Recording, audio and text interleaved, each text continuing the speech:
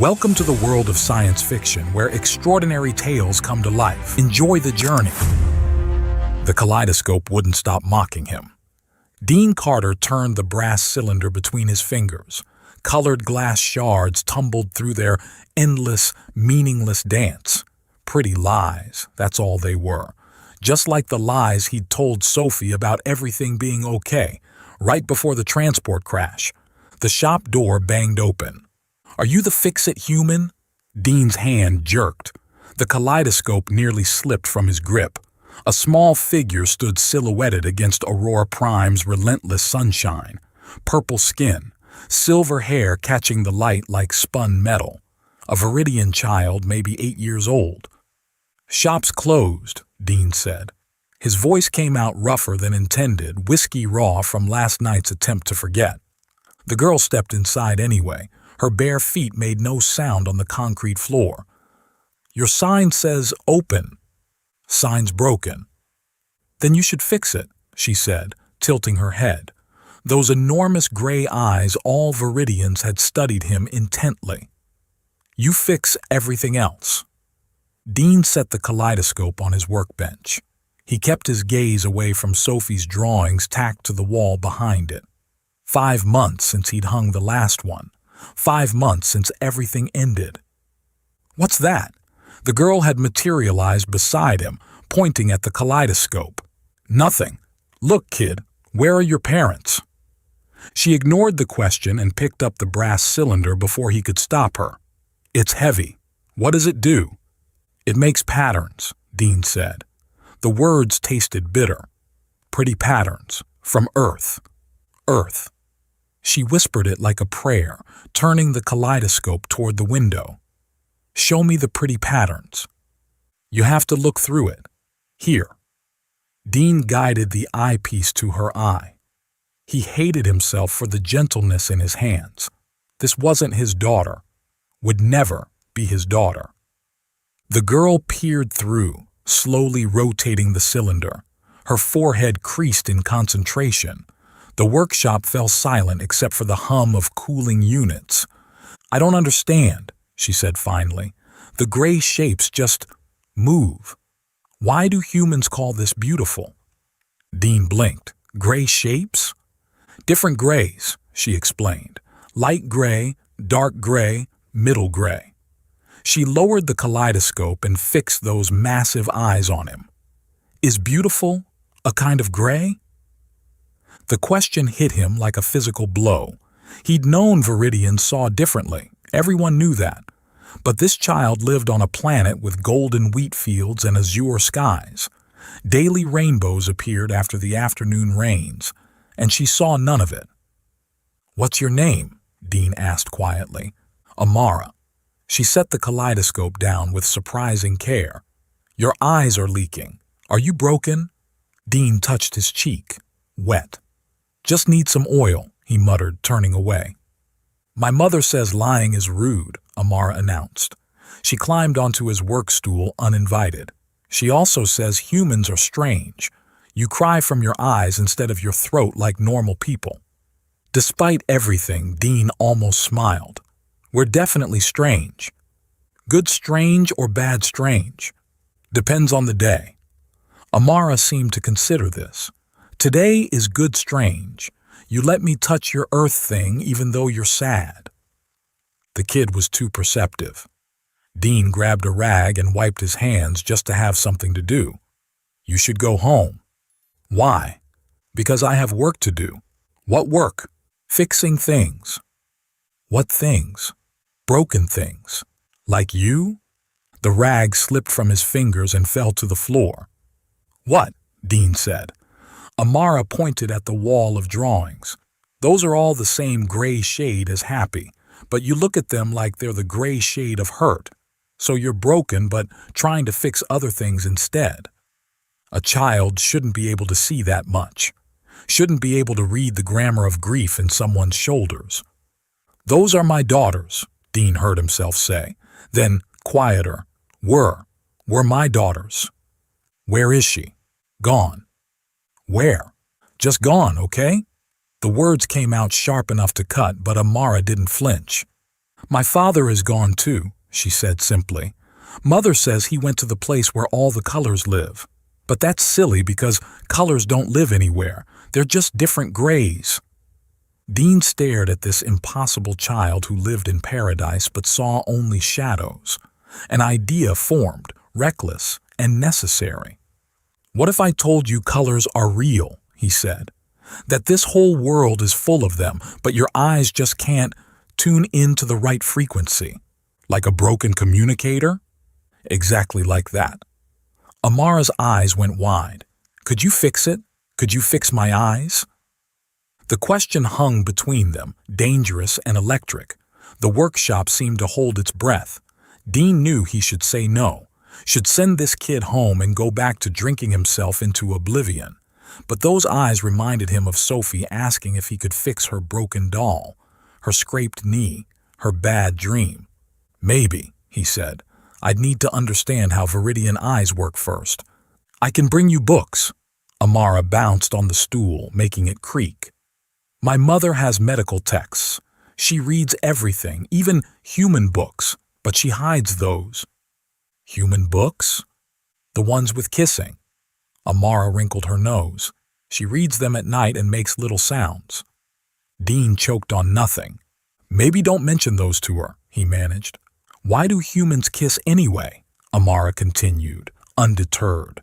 Mother says it's because you can't harmonize properly, so you mash faces instead. That's one way to put it. Have you mashed faces with someone? Not recently. Because you're broken? This kid was going to be the death of him. Something like that, Dean said. Amara hopped off the stool.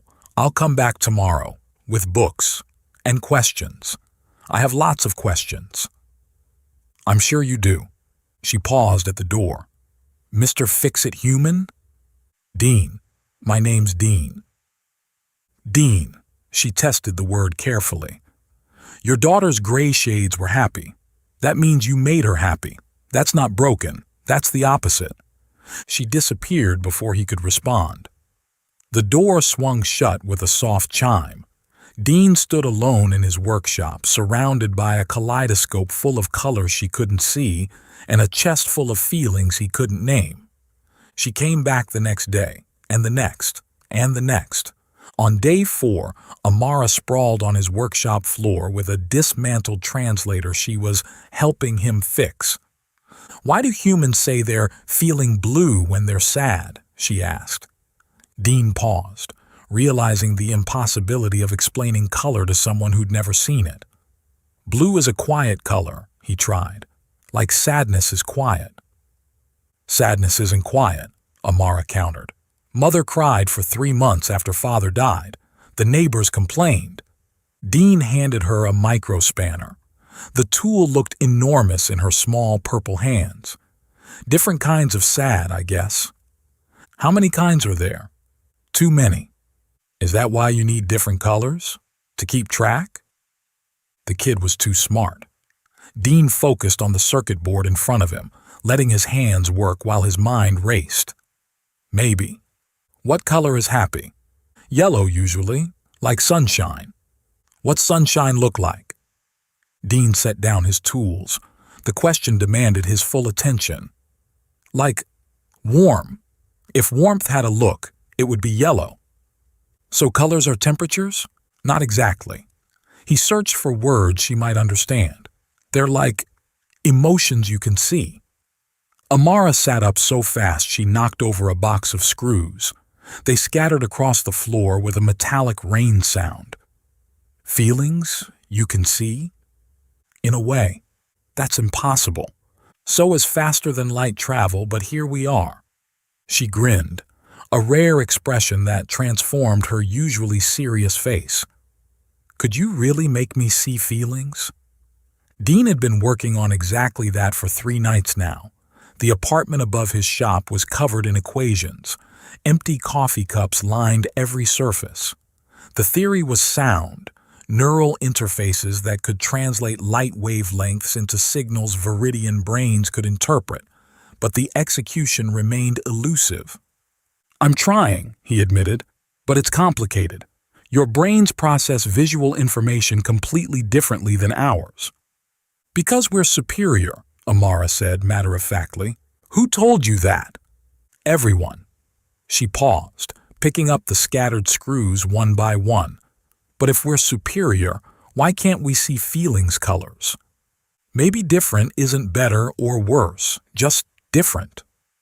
Amara considered this while attempting to fit two incompatible parts together. Mother says humans are dangerously emotional. She's probably right, Dean said. She also says human males are primitive. Definitely right. But she reads those books about them every night. Dean very carefully didn't smile. Your mom sounds interesting. She's annoying. She won't let me go to the salvage yards. Because they're dangerous. You've been there. I'm an adult. You don't act like one, Amara pointed out. You had breakfast cookies yesterday. Those were energy supplements. They had chocolate chips. Protein chips. Liar. Dean did smile then. Caught me. Amara beamed like she'd won something important. Tell me about Earth cookies. So he did. Outside, Aurora Prime's double suns tracked across the sky, while Dean talked about chocolate chip and oatmeal raisin. About the way his grandmother would bake them on Sundays. How Sophie would climb on a chair to help stir the dough. She always ate half the chips before they made it to the oven. Your voice changes when you talk about her, Amara observed. Does it? It gets the same gray shade as your daughter's pictures, the happy hurt color. You see a lot for someone who can't see colors. I practice. She held up the translator parts she'd been fiddling with. Somehow, she'd correctly assembled them while he wasn't looking. Mother says observation is the key to diplomacy. Your mother's in diplomacy? She negotiates treaties. Very important. Very boring. Amara made a face that scrunched her entire nose. She comes home tired and reads her hiding books. The shop door chimed. A Dractorian trader hulked in the entrance holding a broken environmental suit. The alien had to duck to fit through the doorframe. You fix? The trader growled in broken universal. Give me 2 hours, Dean replied. He glanced at Amara. You should probably... I'll be quiet, she promised, already scrambling to a corner with a box of spare parts. Dean worked while Amara watched. She occasionally piped up with questions that were too intelligent for an 8-year-old. The Dractorian suit required delicate calibration. One wrong move and the atmospheric processor would fail. But Dean's hand stayed steady, even with an audience. When the trader left with his repaired suit, Dean found Amara arranging components in precise patterns on the floor. The metal pieces formed spirals and fractals. What are you doing? He asked. Making them pretty, even if pretty is just different grays arranged right. Something cracked in Dean's chest. He sat down beside her, his knees protesting against the hard floor. Amara, would Sophie like me? The question came out of nowhere, small and uncertain.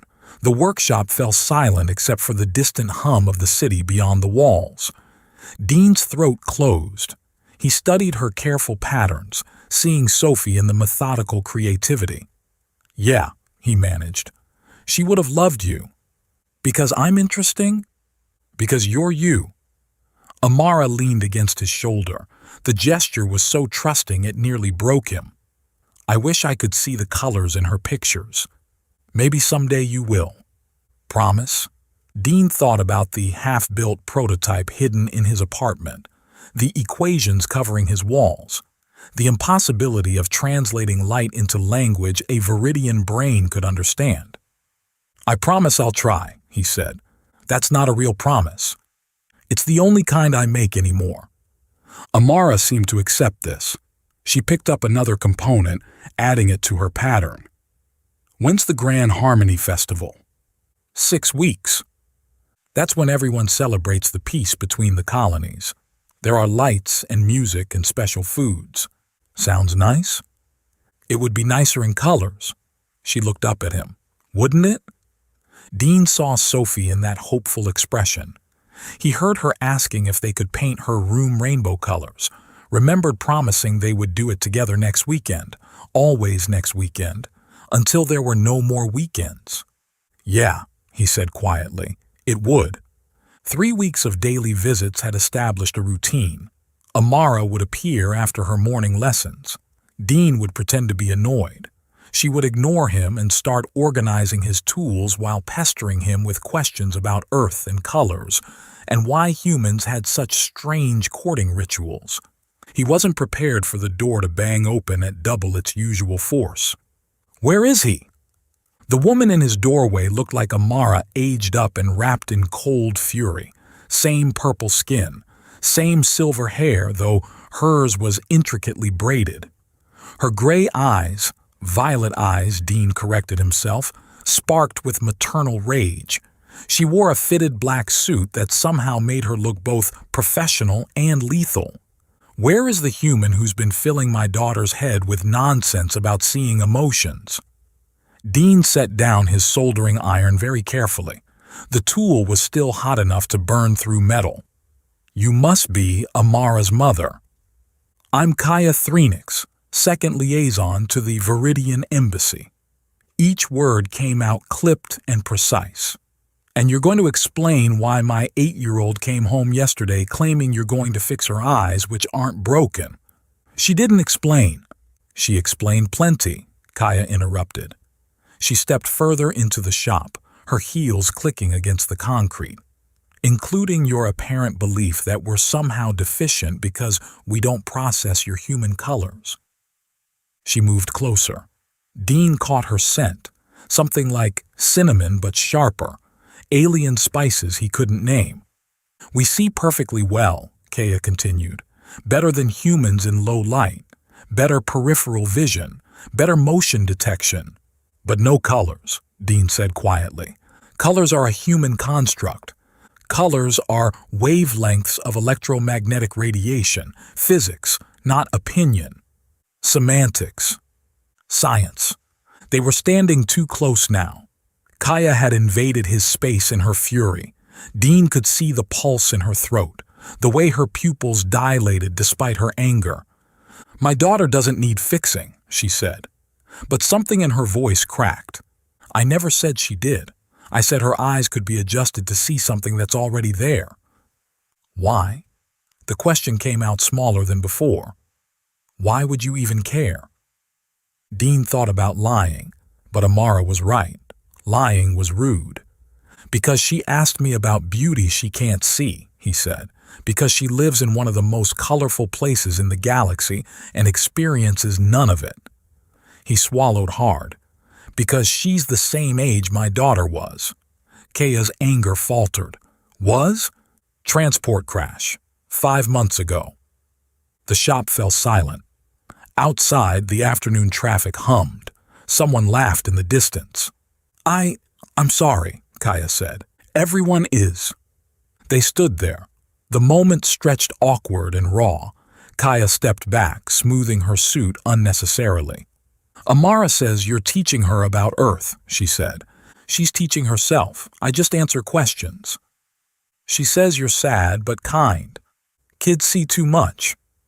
She says you're building something that will let her see rainbow. Dean moved to his workbench. He pulled out the prototype he'd been hiding behind a stack of repair orders. It looked like sleek sunglasses with neural interface nodes at the temples. It's not ready, he said. Might never work, but the theory is sound. Translate light frequencies into neural impulses that Viridian brains can interpret. Kaya picked up the device. Her hands were surprisingly delicate as she examined it. My husband was an inventor, always chasing impossible things. Is that how he died? Testing an atmospheric processor on a dead moon. She set down the prototype carefully. It worked, by the way. 3 colonies use his design now. Amara has his curiosity. She's brilliant, Kaya agreed. She's lonely. Kaya's professional mask slipped. Other children don't understand her questions. Adults think she's odd. She is odd, Dean said. Best kind of odd. You barely know her. I know she reorganizes my entire tool collection daily based on some system only she understands. I know she hums Earth songs she's never heard while she works. I know she sees emotional spectrums even without colors. Dean paused, choosing his next words carefully. And I know she sneaks romance novels from your hidden stash to figure out why humans kiss. Kaya's purple skin darkened. A blush, Dean realized. She told you about those? Kaya asked. She's concerned about all the face mashing. They're for research. Into human mating habits? Into human emotional dynamics. Is that what they're calling it now? Kaya's lips twitched, fighting a smile. You're not what I expected. Disappointed? Surprised. She moved around the shop, taking in the organized chaos. Tools hung in precise rows. Half-finished projects covered every surface. Amara says you're fixing yourself by fixing other things. Amara says too much, Dean muttered. It's a very human approach. We meditate. You build. How's meditation working for you? How's building working for you? They looked at each other across the workbench. Two broken people recognizing something familiar in the wreckage. I should go, Kaya said finally, but Amara can keep coming, if you don't mind. I don't mind. And the device, the color translator, if you get it working, she'll be the first to know. Kaya nodded and headed for the door. She paused at the threshold, one hand on the frame. She's all I have left. I know the feeling, Dean said. Then you understand why I had to come here, had to see who she was spending time with. I would have done the same. Good. She stepped outside, then turned back. The afternoon sun caught her silver hair, making it glow. Mr. Carter? Dean. Dean. His name and her accent did something to his pulse. Thank you for being kind to her. She makes it easy. After she left, Dean stood in his empty shop. The scent of cinnamon and possibility lingered in the air. He looked at the prototype on his bench. Then at Sophie's drawings on the wall. A rainbow she'd painted 2 weeks before the crash seemed to pulse with meaning. Okay, baby girl, he whispered. Help me make this work. Help me give that kid her rainbows. Outside, Aurora Prime's double suns painted the wheat fields gold and the sky deep blue. Soon the afternoon rains would come. A rainbow would arc across a world of gray-seeing people who had no idea what they were missing. But if Dean had anything to say about it, one little girl would see it all. 6 weeks until the Grand Harmony Festival. 6 weeks to make the impossible possible. He picked up his tools and got to work. Here's the revised second act, optimized for audio narration. The prototype sparked and died for the 8th time that morning. Dean threw his micro-welder across the workshop. It clattered against the far wall. 4 weeks until the festival. 4 weeks of failures. Each one teaching him just enough to know how much he didn't understand about Viridian neurology. Bad day? Kaya stood in his doorway holding 2 steaming cups. She'd started dropping by after Amara's visits, always with an excuse. Checking the project, bringing research materials, discussing Amara's education. Today she wore civilian clothes instead of her diplomatic suit, simple gray pants, a fitted top that made her purple skin seem to glow in the afternoon light. The neural interface keeps frying, Dean said, retrieving his thrown tool. Your brains process visual input through chemical cascades, not electrical impulses. Every time I think I've solved it, the whole thing burns out. You need a break. She handed him a cup. Viridian tea. It helps with frustration. Does it help with impossible engineering problems? No, but it tastes better than that burnt coffee you drink. Dean took a sip. Grass and regret. Delicious. Liar. But she smiled. That small quirk of lips he'd learned meant genuine amusement. Amara's worried about you. Says you've been sleeping here. The couch is comfortable. The couch is older than interstellar travel. Vintage, Dean countered. Decrepit. Character building. She laughed then, really laughed. The sound did something to his chest. When was the last time he'd made someone laugh? Before Sophie, before everything went gray. Show me where you're stuck, Kaya said, setting down her tea. You're a diplomat, not an engineer. My husband was an inventor. I picked up things. She bent over his workbench, studying the disassembled prototype. Her silver hair caught the light. Dean caught himself staring and looked away. Here's your problem, she said suddenly. You're thinking like a human. Guilty as charged. No, listen. She picked up the neural interface component.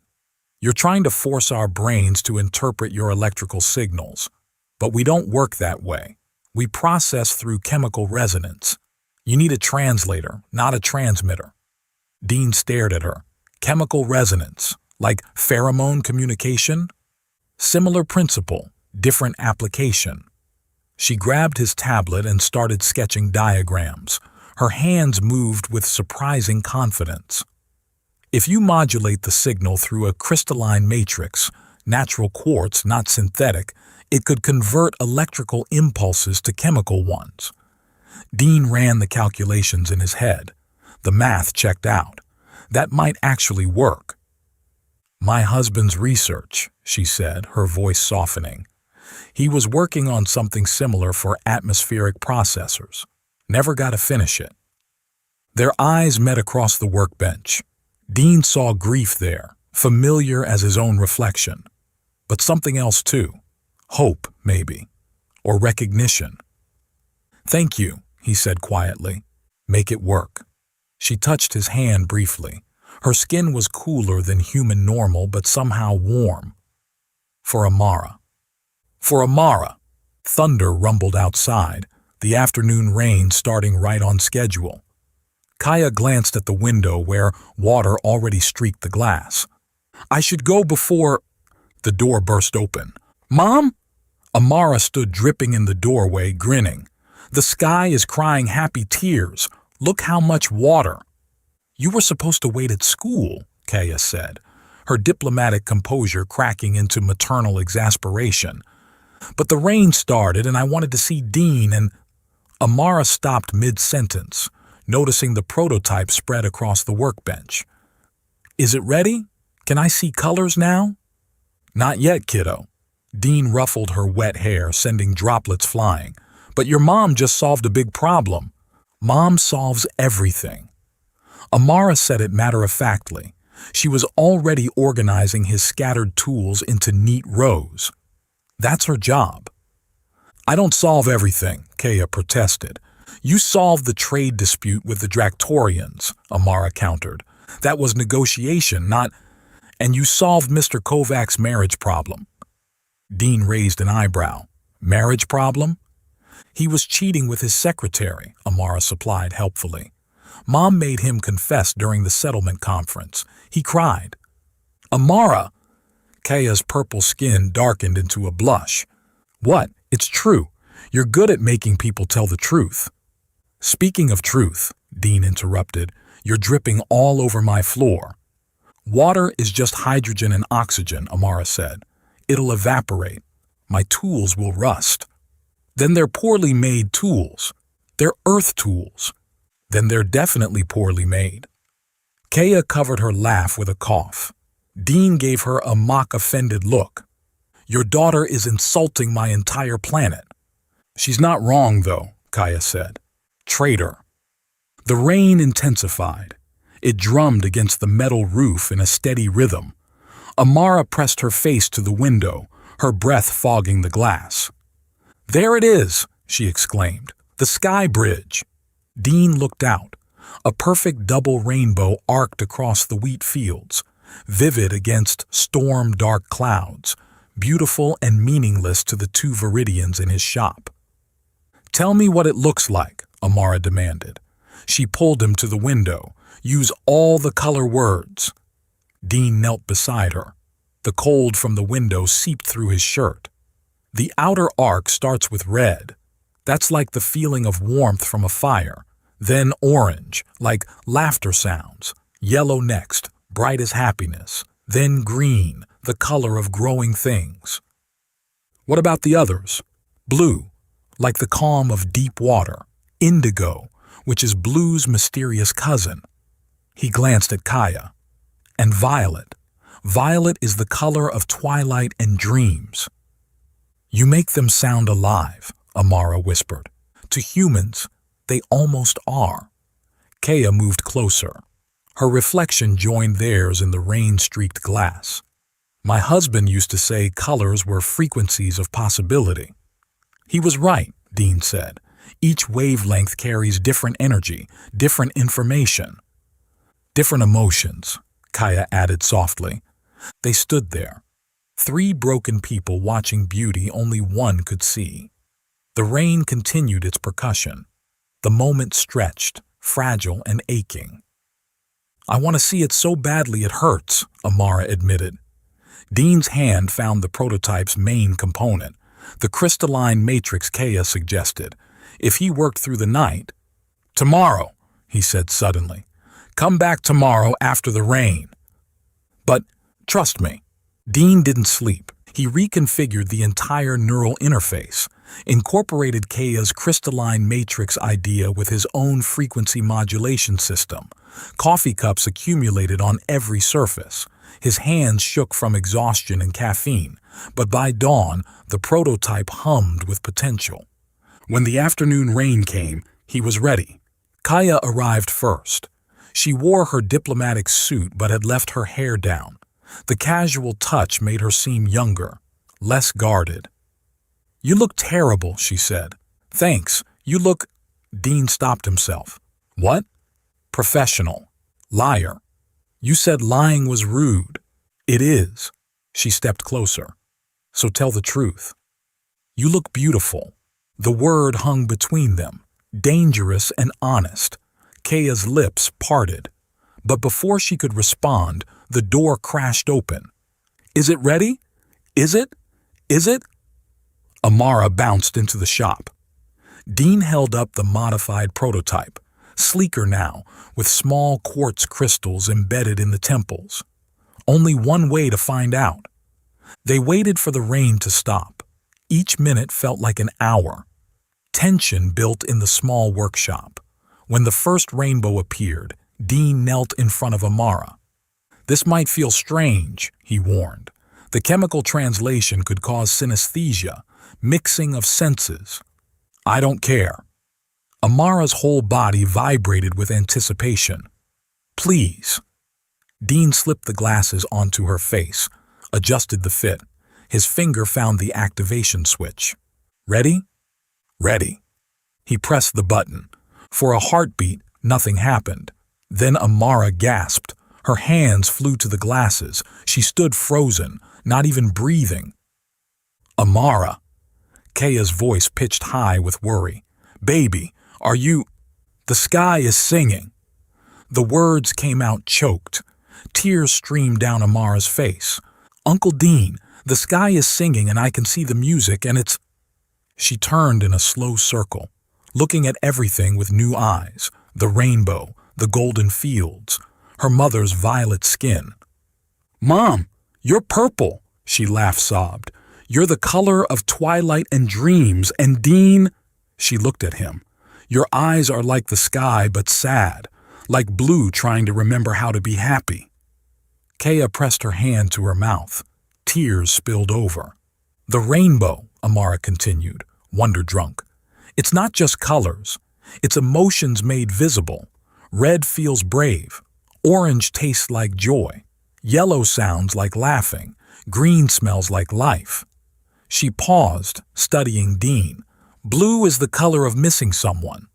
Dean's chest cracked open. This 8-year-old had just described his entire emotional state in a single color. And violet. Amara turned to her mother. Violet is the color of love waiting to bloom. Kaya made a sound between a laugh and a sob. She pulled Amara into a fierce hug. Then, surprising everyone including herself, she pulled Dean in too. They stood there in a tangle of limbs and tears. Amara described colors that had no names in any human language, shades visible only in the extended Viridian spectrum. "There's a color around people," she said, "like a soft light. You each have different ones. Mom's is silver violet, protective and warm. Dean's is gold blue, kind but hurt." She looked between them. "And when you stand close together, your colors mix. They make something new, something that looks like hope." Dean met Kaya's eyes over Amara's head. The look that passed between them was electric, inevitable. Later, after Amara had exhausted herself with wonder and fallen asleep on his couch, Dean and Kaya stood on his small balcony. The sunset painted the sky in colors Kaya couldn't see. "You gave her the universe," Kaya said softly. "I gave her what was already hers." "No." She turned to face him. "You gave her magic. You gave her beauty. You gave her—" She stopped, struggling for words. "What?" "You reminded me that impossible things can happen." Her hand found his. "My husband died chasing impossible things. I swore I'd never—" Her voice broke. "But then you built a miracle in a dirty workshop, with spare parts and stubbornness. Kaya, you didn't just give my daughter colors." She stepped closer. "You reminded me that life has them too." The kiss was inevitable as gravity, soft at first, tentative, then deeper as months of grief and loneliness cracked open for both of them. She tasted like alien spices and possibility. When they broke apart, both were breathing hard. "This is complicated," Dean said. "Everything worth doing is— I'm human. I noticed. Your people won't approve. Since when do I care about approval?" She kissed him again, harder this time. "I've been dead for 2 years, Dean. You brought me back to life." They made love that night while Amara slept, careful and quiet and desperate. Every difference between their species became a discovery. Her lower body temperature, his rougher skin, the way she sighed in harmonics when he touched her right. Afterward, they lay tangled together, stars visible through his skylight. "What are we doing?" Dean asked. "Being alive," Kaya replied. "For the first time in so long, being alive." Word spread faster than Dean expected. Within days, Viridians lined up outside his shop, desperate to try the prototype. Some wept with joy. Others fled in terror from too much sensation. But one moment changed everything. Old Yarrick, who taught at the settlement school, put on the glasses during a public demonstration. She gasped, but not at the rainbow overhead. "I can see it," she whispered, staring at the crowd. "I can see kindness as a color, generosity, compassion." Her voice broke. "And I can see lies. Deception glows like rust. Love shimmers silver gold. Oh, ancestors, I can see what people truly feel." The crowd erupted, some in wonder, others in horror. Within hours, Torvek arrived at Dean's shop. 4 council guards flanked him. "This ends now," he announced. Torvek hadn't aged well. His purple skin had a grayish cast, silver hair styled to hide its thinning, but his eyes burned with conviction. "You're destroying 10,000 years of harmony," he said. "Colors bring chaos." "Colors bring truth," Dean countered. "Truth?" Torvek laughed bitterly. "You think truth serves harmony? We've built peace on careful blindness. No jealousy over beauty we can't see. No greed for brightness we can't perceive. No sorrow for colors that fade. That's not peace. That's voluntary prison." "Spoken like a human." Torvek circled him slowly. "Your species tears itself apart over differences you can see. We evolved past that need. You evolved past wonder. Wonder is dangerous. So is willful ignorance." Torvek's composure cracked, his hands clenched into fists. "You know nothing of our history. The color wars nearly destroyed us. Entire cities burned over arguments about beauty. We learned to see only gray to survive. That was before you had context for understanding." "Silence!" Torvek's hands shook now. 30 years ago, I was offered enhancement surgery, primitive, dangerous, but possible. I was young, foolish, an artist who dreamed in shades of gray. I wanted color more than life itself. Dean studied the older man's face, saw the pain there. What stopped you? Wisdom.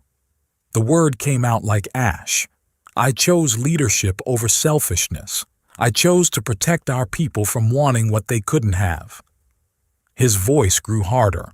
And now you make me look like a fool who wasted his life. There it was, the real wound. You could try them, Dean offered quietly. The glasses. See what you missed. Never. But Torvek's voice wavered. You have 3 days. Surrender all prototypes and research. After that, your residency permit will be revoked. You'll be deported. You can't. I'm head of the Council of Harmony. I can do whatever serves the greater good. He paused at the door. That child, Amara, she'll suffer most. Others will resent her gift, fear it, fear her. After he left, Dean stood in his empty shop. The weight of the decision pressed down on him. He could fight this, but at what cost to Kaya and Amara? That night, he started packing Sophie's drawings. You're leaving! Dean spun around. Amara stood in his doorway, still wearing the glasses he'd made her. In the moonlight, she looked older than 8, ancient, with new sight. How did you? I can see it. The color of goodbye. It's all around you. It's complicated, kiddo. No, it's not. She walked to Sophie's drawings on the wall. These are beautiful. She saw the world like you taught me to see it, full of impossible colors. Amara, she wouldn't want you to run away. Dean's throat closed. You don't understand. I can see the color of your sadness when you look at her pictures, Amara interrupted. It's the same color as Mom's when she talks about Daddy. But when you're together, that color changes. It becomes the color of mourning, the color of starting again. Torvek will destroy everything if I stay. Then we stop him. It's not that simple. Why not? She faced him, fierce and small and absolutely certain. You fixed my eyes. You fixed Mom's heart. Now fix this. I can't fix everything. You fixed me. You were never broken. Neither are you. She hugged him suddenly, fiercely. You're just sad, but sadness isn't forever. Even I know that, and I've only seen colors for a week. Dean held her tight. This impossible child who saw too much and loved too freely. Please don't go, she whispered. We just learned how to be a family. The word shattered him. Family. Not replacement, not substitute. Something new, something unexpected. Okay, he said. I'll stay. Promise? I promise. Real promise, not the kind you usually make. Despite everything, he smiled. Real promise. Amara pulled back. She studied him through her miraculous glasses. Good, because Mom's outside crying. She thinks you don't love her enough to fight for us. What? She's been standing there for 10 minutes. Very dramatic, very human of her.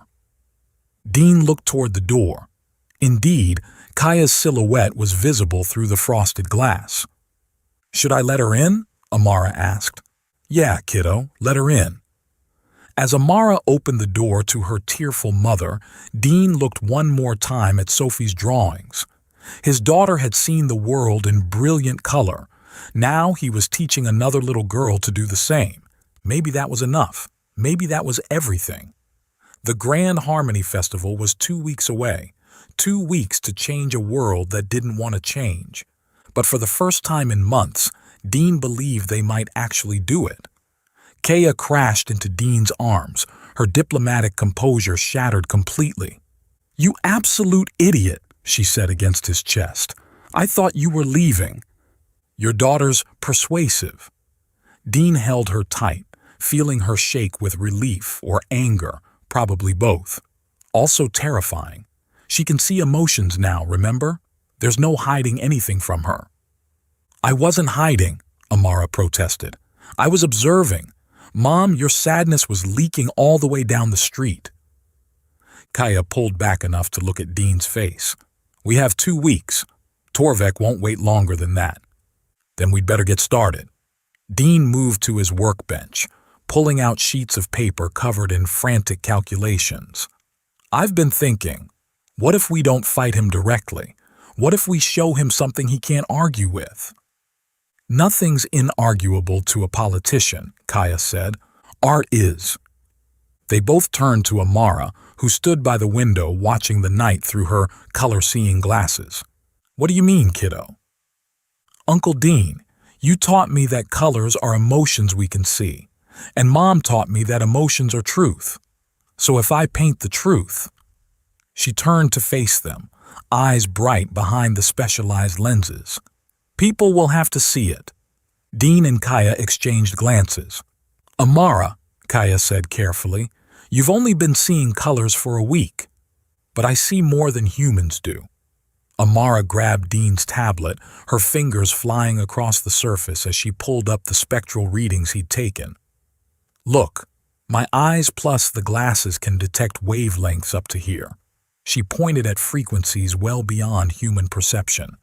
"That means I can see colors that don't have names, colors that only exist for us." "She's right," Dean said slowly. "The viridian visual cortex, once activated, processes a wider spectrum than human eyes.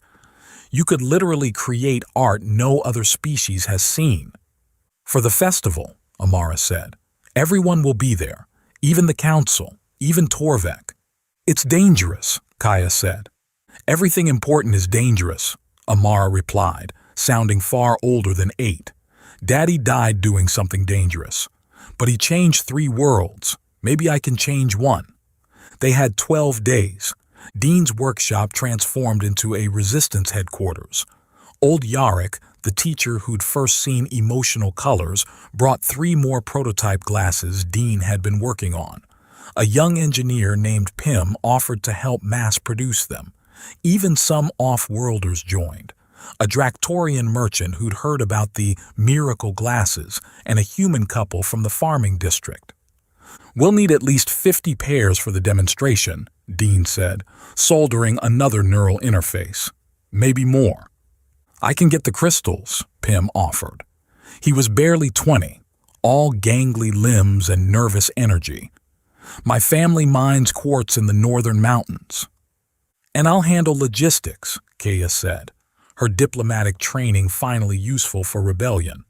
"We'll need permits to display at the festival. I can expedite them." But Amara was their secret weapon. She painted 18 hours a day, her small hands moving across canvases with frightening intensity. The colors she created defied description, hues that shifted depending on the viewer's emotional state, shades that seemed to pulse with their own life. "This one's for Torvek," she said on day 6, stepping back from a massive canvas. Dean stared at it through normal human eyes and saw something beautiful but comprehensible, swirls of purple and silver with hints of gold. But when he put on a pair of modified glasses that approximated viridian vision, the painting exploded into impossible complexity. Colors that had no names writhed across the surface, telling a story of dreams deferred, choices made in fear, love sacrificed for safety. "How did you—" "I watched him when he came to threaten you," Amara said simply. His emotional colors were screaming, all that regret painted over with anger. It was actually really sad. Kaya wrapped her arms around her daughter. "You see too much, baby. Someone has to." 3 days before the festival, Torvek returned with more guards. "Your time's up," he announced, but his eyes kept drifting to Amara's painting stacked against the walls. "3 more days," Dean said. "You promised—" "I've been more than generous. The council votes tomorrow on your deportation." "Then you're a coward." The words hung in the air. Torvek's guards shifted, hands moving to weapons. "Careful, human." "You're terrified of what you walked away from 30 years ago," Dean continued. You're so scared you were wrong that you'd rather destroy a child's gift than face it. You know nothing. I know you were an artist. Dean pulled out a tablet showing archived images Yarrick had found. These are yours, aren't they? Sculptures in grayscale, but the forms, they're trying to capture something beyond gray. You were reaching for color even then. Torvek's face went rigid. Those were destroyed.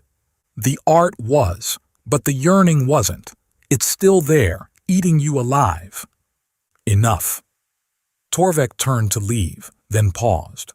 The festival is in 3 days. Whatever foolish gesture you're planning won't matter. The council has already decided. After he left, Dean slumped in his chair. We're out of time. No, Kaya said firmly. We just need to be smarter. She pulled up a holographic map of the festival grounds. The council has a private viewing box here, but the main stage is here, visible from everywhere. If we can get a Mara on that stage, it's restricted. Only approved performers. I'm approved, Pym interjected. My quartet is playing, traditional harmony music, boring as dirt, but we're on the main stage at sunset. Can you get a Mara up there? I can try. Dean felt hope kindle. How many glasses do we have ready? 43, Yarrick reported. But the power cells are limited. They'll only last about an hour each. Then we make that hour count. The night before the festival, Dean couldn't sleep. He found Kaya on his balcony staring at the stars. Scared? He asked. Terrified. She leaned into him.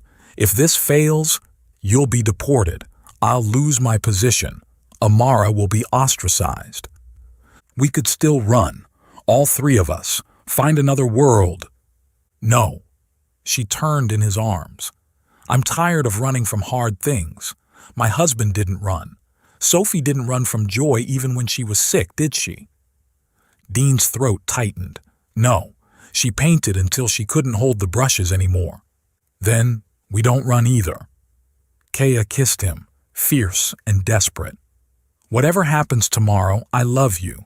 I shouldn't, it's too fast, too complicated, too everything, but I do. I love you too, Dean said, the words feeling rusty but real. You and Amara both. A ready-made family, she said with a wet laugh. My mother would be horrified. A human with a grief-damaged daughter creating a revolution? Sounds like a bad romance novel. The best kind. She pulled him toward the bedroom. Come on, if the world ends tomorrow, I want tonight. They made love like it was their last night, urgent and tender by turns, mapping each other's differences and samenesses. Afterward, they found Amara had crawled into bed between them, her glasses still on. The colors of love are beautiful when you're sleeping, she mumbled. All soft gold and silver, like morning. Dean pulled both of them close. His family. However brief, however impossible his. The Grand Harmony Festival exploded across Aurora Prime's Central Plaza in a riot of celebration that only Dean could fully see. Banners in every color imaginable, food stalls steaming with exotic scents, 5 different species mingling in careful harmony. The irony wasn't lost on him, a festival of unity for people who couldn't see the rainbow overhead. Positions, everyone, Kaya whispered through their makeshift comm system. She stood near the council box, diplomatic credentials getting her past security. Dean waited by the main stage with a bag full of glasses. Amara hid backstage with Pym's quartet. Torvek just arrived, Yarrick reported from her position in the crowd. Full council in attendance. Dean's heart hammered. In 10 minutes, Pym's group would perform. They had one shot. The quartet took the stage, 4 young Viridians in traditional robes. They began their harmony, a complex vocalization that Viridians use to synchronize emotional states. Beautiful, but as Pym had said, boring as dirt. Then Amara walked out. She wasn't supposed to. The plan was for Pym to announce her. But she moved with the confidence of someone who could see everyone's emotional state, carrying 2 covered canvases. The harmony stopped. The crowd murmured.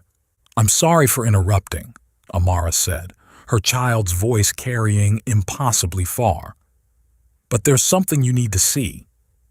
"Get her off the stage," Torvek's voice boomed from the council box. "Wait." Amara pulled the cover off the first canvas. "This is you, Counselor Torvek, as you are." Even from a distance, Dean could see it. A grayscale portrait, technically perfect but emotionally flat. The crowd saw what they'd always seen, gray art in shades of gray.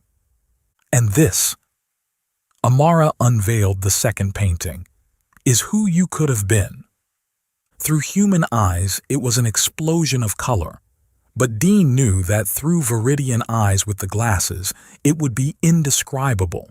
Colors that existed beyond human perception, emotions made visible in ways no human could understand. "I painted it with the colors of dreams," Amara continued. "The ones you gave up. They're beautiful, Counselor. Sad and beautiful and angry and desperate all at once. There's a color for the moment you chose safety over art. Another for every year you've regretted it. And underneath it all, the color of who you still could be." The crowd had gone silent. In the council box, Torvek stood frozen. "My Uncle Dean made these." Amara held up a pair of glasses. "So we can see what's always been there. Not human colors. Our colors. Colors only we can see." She looked directly at Torvek. "You were right about one thing. They show truth. But you were wrong about truth being dangerous. It's lies that are dangerous. The lie that we're better off blind." She set the glasses on the stage edge, then walked back to stand between her paintings. "I see emotions now," she said simply. "I see love and fear and hope and rage. I see the purple of my mother's skin and know it's the color of twilight. I see the gold in my Uncle Dean's hair and know it's the color of Earth's sun. I see the silver in all of your eyes and know it's the color of possibility." She paused. "And I see the rainbow that appears every day after the rain, and I know it's the color of promises. The promise that beauty exists whether we see it or not." The silence stretched taut as a held breath. Then Torvek moved. He descended from the council box, crossed the plaza, climbed the stage. The crowd parted, watching their most powerful leader approach an 8-year-old girl. He picked up the glasses. His hands shook as he raised them to his face. For a long moment, nothing. Then a sound escaped him, half gasp, half sob. His legs gave out and he sank to his knees, staring at Amara's painting, at the crowd, at the sky. "I can see it," he whispered, his voice breaking through the plaza's audio system. "Oh, ancestors, I can see what I threw away." He looked at Amara, tears streaming down his face. "The colors of regret. They're so beautiful. How can regret be beautiful?" "Because it means you still care," Amara said gently. "The color of not caring is much worse.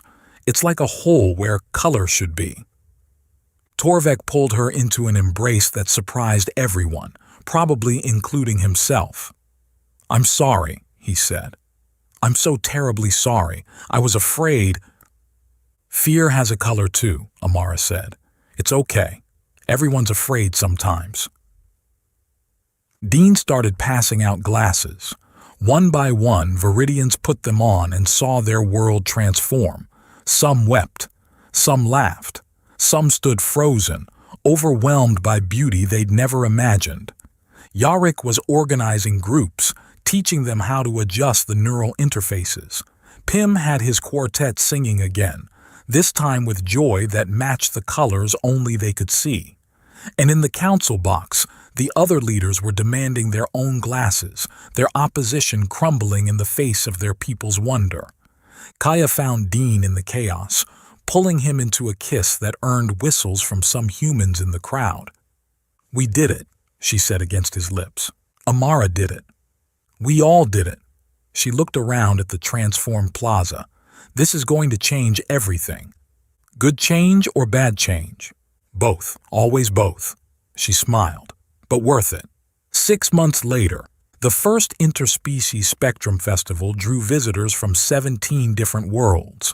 The plaza that had once hosted the Grand Harmony Festival now displayed art in colors no human could see, music in frequencies only Dractorians could hear, scent sculptures only Zephyrs could fully appreciate. At the center of it all, a small gallery featured the work of Aurora Prime's youngest artist. "Ladies, gentlemen, and beings of all configurations," Amara said from the small stage, wearing a dress that shifted through impossible colors. "Welcome to Colors Beyond."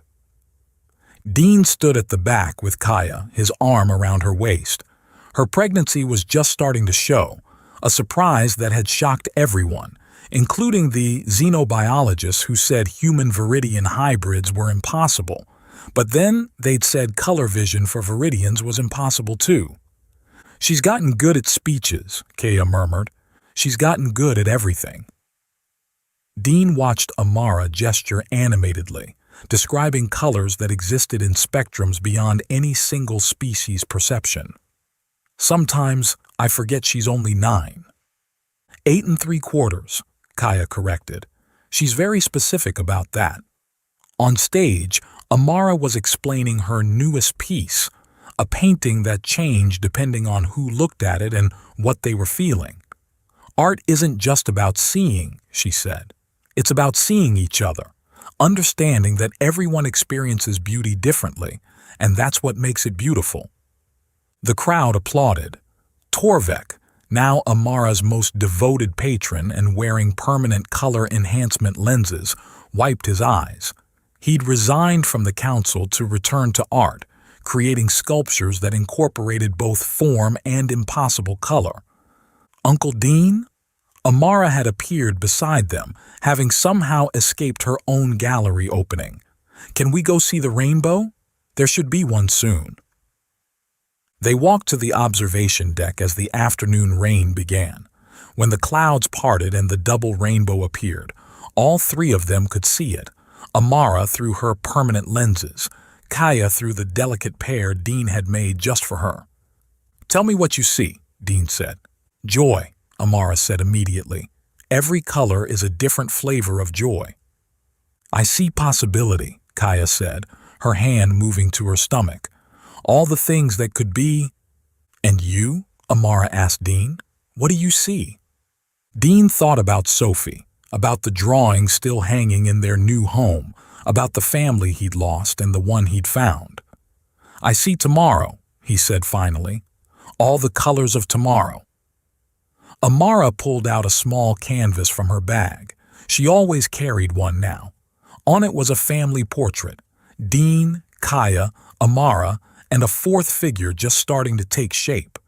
But there was a fifth presence too, painted in colors that suggested memory and love and the peculiar beauty of absence.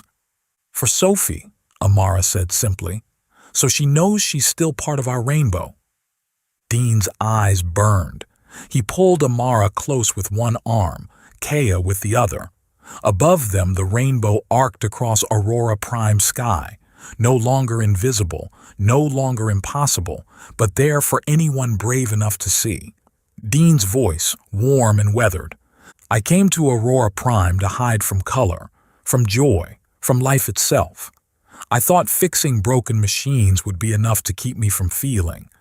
But a little purple girl who couldn't see rainbows taught me that broken things can be fixed, including broken hearts. Amara sees colors I never will, paints emotions I can't name. She's teaching our new daughter, yes, the impossible hybrid baby, to see the world in every spectrum at once. Sometimes I watch them painting together, adding colors that exist beyond my comprehension, and I think about Sophie. She would have loved Amara, would have loved the way she sees the world not as it is, but as it could be. And somehow, I think she knows that her dad finally learned to see colors again, too. Not just the ones in the sky, but the ones that matter. The colors of hope, of family, of tomorrow. The workshop's bigger now, and I fix more than machines.